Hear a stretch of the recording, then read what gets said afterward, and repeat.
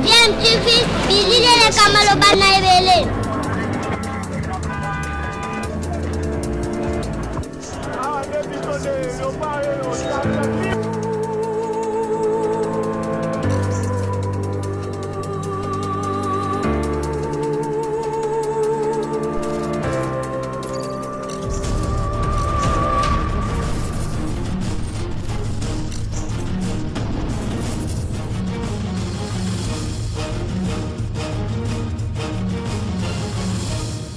tu veux toujours un enfant. Bonsoir ou bonjour, cela dépend à l'heure à laquelle vous allez nous suivre. Vous êtes sur DMTV, votre chaîne YouTube qui vous apporte de l'information, des analyses ou même des réflexions. La maladie à virus Covid-19, donc coronavirus, qui est en train de sévir partout dans le monde. Vous savez, l'Italie est le pays le plus touché, avec plus de 6000 morts déjà. Et aussi, ici en République démocratique du Congo, nous avons atteint la barre des 45 personnes contaminées par cette maladie à virus Covid-19, du coronavirus. Mais également, la RDC a connu 3 décès, dont une figure bien connue de l'UDPS qui est succombé de suite de cette maladie coronavirus. Alors on attendait l'adresse du chef de l'État ce mardi 24 mars. Après son adresse du 18 mars, il avait pris un certain nombre de mesures renforcées, d'ailleurs plus tard par le gouverneur de la ville de Kinshasa ainsi que le Premier ministre. Mais étant donné que ces mesures-là se sont avérées en tout cas pas suffisantes, puisque la maladie a continué à progresser, nous avons même connu des cas de mort. Le chef de l'État est passé tout à l'heure sur la chaîne nationale pour annoncer encore d'autres mesures pour renforcer la lutte contre cette épidémie qui commence à prendre vraiment de l'ampleur. Alors le chef de l'État a décidé de l'isolement de Kinshasa, de la ville de Kinshasa.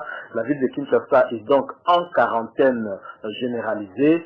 Et le chef de l'État, profitant également toujours de cette situation de crise, a décidé un état d'urgence pour la République démocratique du Congo. Alors Kinshasa est isolé, non pas seulement pour l'extérieur, mais maintenant pour les autres provinces aussi.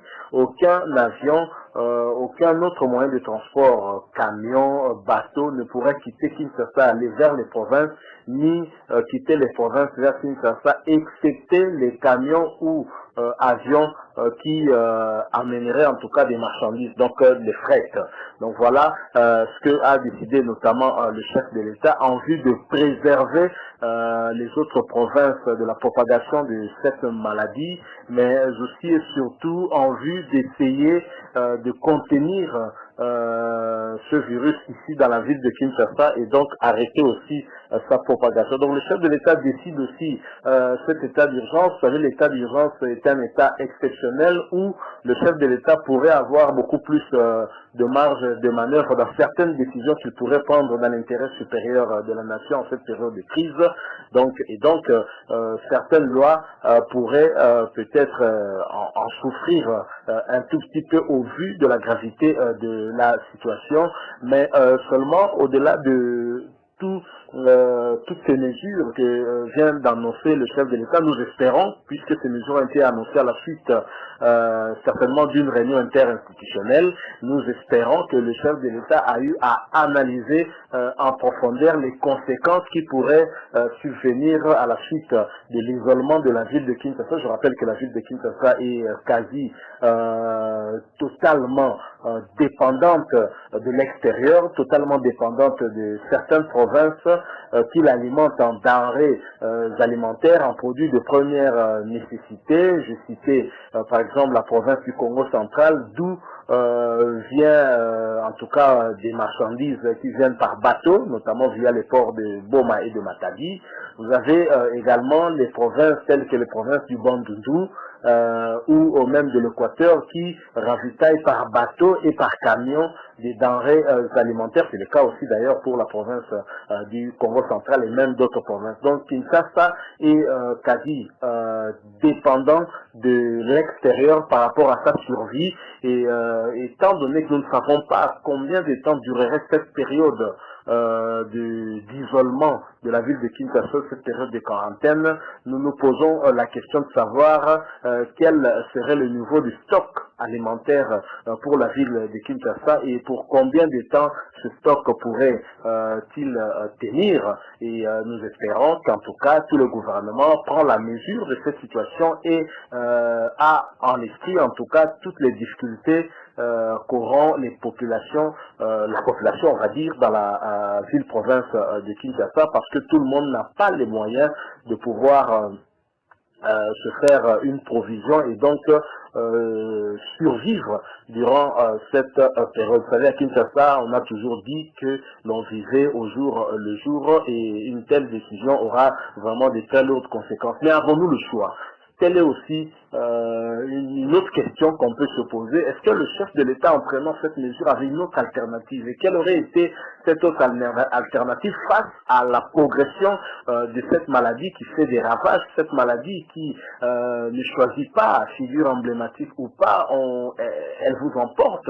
C'est le cas du célèbre chanteur camerounais Manu Dibango qui est décédé en France et pour qui d'ailleurs nous présentons nos sincères condoléances à toute sa famille ainsi qu'à tout le monde musical au Camerounais qui nous a quittés. Nous avons une figure aussi emblématique ici en politique et dans le domaine judiciaire ici en République démocratique du Congo. Il s'agit de Maître Mukendi, un collaborateur d'Étienne Tshisekedi, un fervent militant, cadre de l'UDPS, un éminent avocat qui a succombé aussi de suite de cette maladie à virus Covid-19. Et donc cette maladie qui ne choisit pas ni vieux ni jeune est une réalité. Et donc face à cela, des mesures beaucoup plus strictes doivent être prises malgré la faiblesse des moyens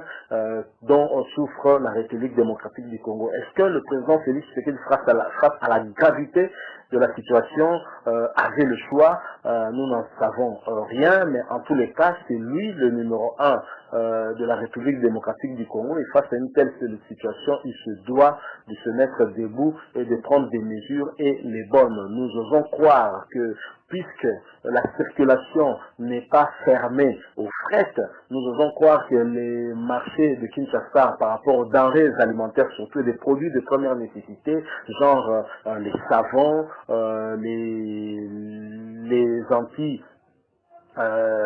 les désinfectants, allez dire, ne manqueront pas parce que cette maladie peut être gagnée beaucoup plus aussi dans la prévention, et la prévention existe et exige un minimum de propreté, et donc ces produits-là s'avèrent aussi indispensables que l'alimentaire, et donc nous osons croire que cet isolement qui en fait n'est décidé que pour la circulation des personnes ne va pas empêcher en tout cas la circulation des biens, des produits de première nécessité qui vont continuer à fluer sur le marché de Kinshasa, qui permettra en fait à Kinshasa de pouvoir survivre par rapport à ce temps d'isolement, ce temps de confinement, ce temps de quarantaine. Une décision difficile, une décision grave, une décision courageuse de la part du chef de l'État que nous saluons, que nous soutenons. Nous espérons en tous les cas à notre niveau que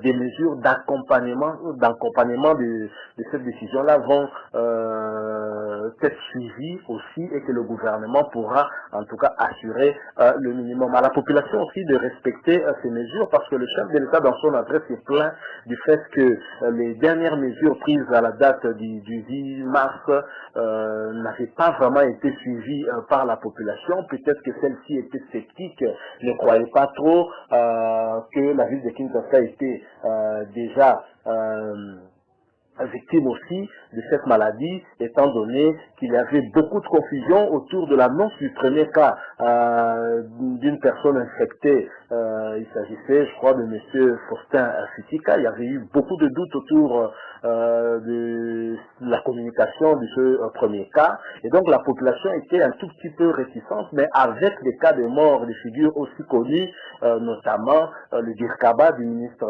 de l'économie, qui est entre autres que son frère, ainsi que Maître Mukendi, un ancien de l'UDPS qui nous a quittés.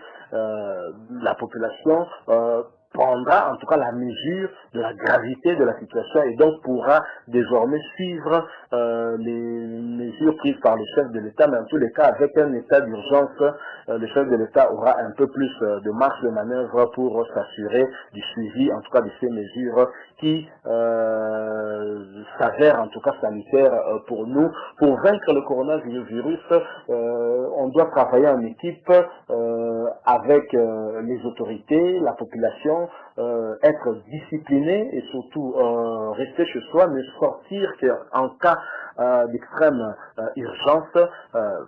Voilà tout ce que nous pouvons dire aussi à notre niveau. Voilà pourquoi nous sommes venus un peu trop rapidement pour vous faire part de cette communication, cette adresse du chef de l'État en rapport avec sa dernière décision qui est d'isoler la ville de Kinshasa afin de préserver le reste du pays de la propagation de cette maladie, mais aussi essayer de circonscrire en tout cas ce virus que dans les limites de Kinshasa et enfin définir une bonne stratégie de lutte afin d'essayer de booster ce virus, cet ennemi commun, hors de notre territoire national. DMTV apprécie beaucoup votre compagnie. Nous espérons que vous étiez nombreux à nous suivre. Et aussi, si vous êtes déjà abonné, merci beaucoup. Si vous ne l'êtes pas encore, abonnez-vous. Cliquez également sur la cloche qui apparaît juste à côté pour être notifié de nos prochaines vidéos. Aussi, si vous avez aimé, laissez-nous un j'aime, cela nous fera énormément